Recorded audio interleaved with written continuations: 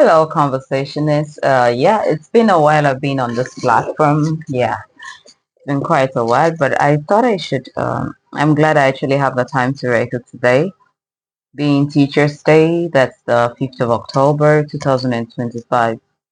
And in this season where we're celebrating teachers, I just thought I was just reflecting on my journey as a teacher or teaching for about 5 years now. And it occurred to me that the way we thought some of us, like myself, thought teaching was, it's not what it really is. I mean, you just have this mentality that it's one of those easy professions out there that you could just dive into, whether you studied, you specialize in education at the university or not. It's way deeper than that. It's much more demanding than that, psychologically, emotionally, in every sense of the word. And I have a new mantra in regards to the profession. I say happy teachers make happy learners. Happy learners make happy teachers. But first, it's happy teachers make happy learners. And the reason I say happy teachers make happy learners, it's because you are the one to serve the children. They've got the talents. They've come with so much that you have to harness and help them build and develop.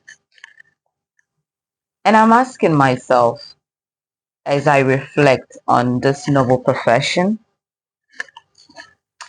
how am I relating with the learners that I've been privileged to guide, to instruct, to direct, you know? Would I be proud if someone else was using the methods or the strategies, the language that I use for the learners at my disposal? If I were to go to my child's school, my children's school, and just walk past the corridors, just peeping through the windows to see what's going on in the classrooms, would I be pleased with the way whatever subject is being taught is taught? Would I be pleased with the way English language is taught? Let me just use the subject that I teach. Would I be pleased the way literature is being taught to the learners? Like, okay, this is how the teacher is teaching maybe my 5-year-old, my 10-year-old, my 13, 14, 15, 16-year-old and all above. Will I be pleased?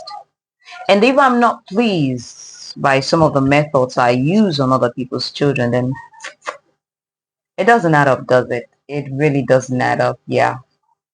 So it just goes a long way to tell us that in whatever field you're working in, you've got to be very intentional, especially when you're dealing with young people, when you've been entrusted to handle the people, especially people who are vulnerable to the things you say to them.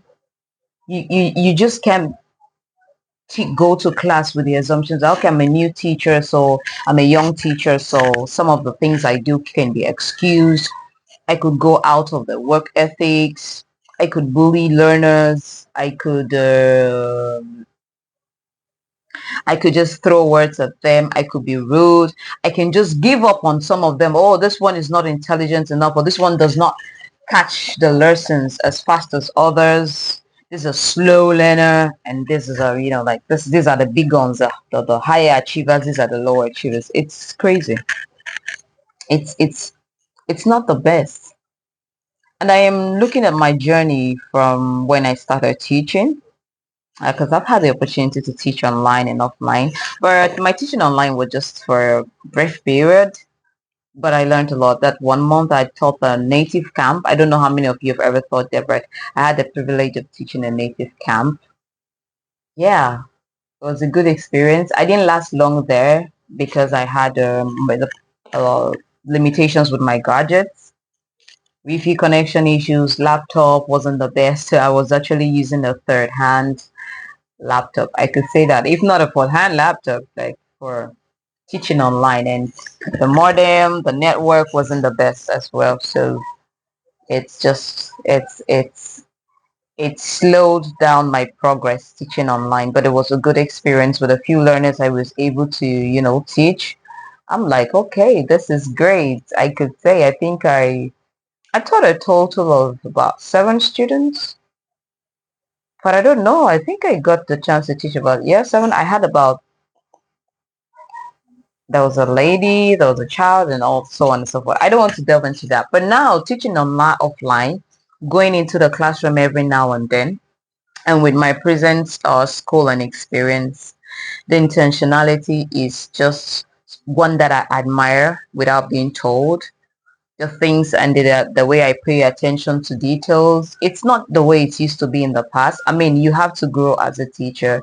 You have to break new grounds. You have to be willing to learn new things. You have to be willing to, adapt to new systems of education or a way of teaching strategies. You just need to just revamp everything you know for you to make a difference in the profession. And it's really not so that you get an award from someone.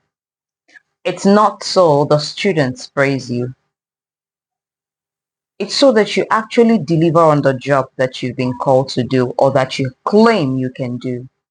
And see to it that at the end of the day, your conscience is clear that you've done what needs to be done as a teacher. Yeah, I can say that. I can really say that now. Going through your lesson plans, the objectives, some of the things you want to measure. Like, I am thankful even for my present school because there are a lot of things that they've brought to my attention that I have to really be more intentional about, and I'm grateful for it. Thank you, DCIS.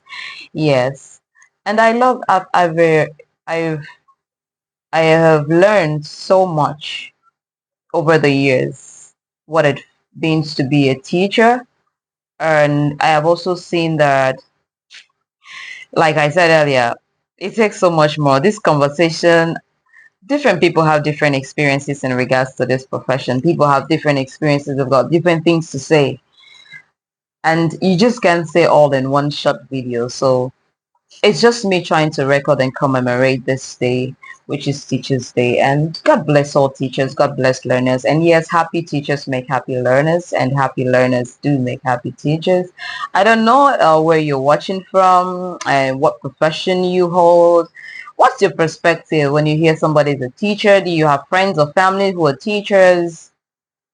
And maybe, do you think marrying a teacher is worth it, especially within the African, continent, maybe Cameroon precise because that's where I am.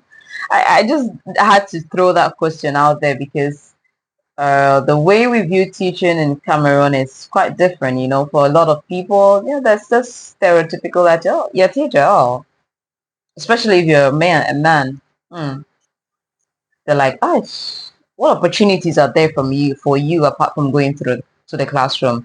And this makes me want to have conversations around our educational system as a country and maybe by extension to other African countries because we seem to suffer the same things and maybe the same things in regards to the fact that I hear and I see and I've experienced that sometimes we look at our curriculum and like, does it really answer to the needs of our own people as Cameroonians, as Africans? Yeah. Does it answer to our needs? Or maybe it's the actual curriculum that we need, but then we are not applying it as we are supposed to. So it's not making any impact. It's not making any change. So the cycle, you go to school, you graduate, and then you toil again, go start up a small business, go learn a skill, and then you're like, oh, education was a scam all along. I shouldn't have been going to school and all of that. I don't know. I don't know. I don't know. I don't know. It's a lot. I would love to really, God willing, if Jesus tarries, I would have those conversations on this platform. But if you've been watching, thank you. And if you've not yet subscribed, please do so. Get to like. I'd like to hear your comments on the comment section. Yeah. And as always, keep it very respectful. Until I come your way next time, from me to you, I say goodbye for now. And happy Teachers Day to every teacher out there.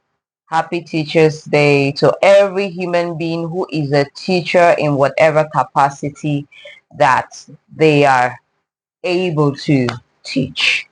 Yeah. And to our learners, we say thank you. Without you, we are not teachers. Without us, you're not learners as well. So yeah, it's a win-win for everybody. It's a profession that everyone should celebrate. From me to you at Ross Network. Goodbye for now, and I'll see you shortly, God willing.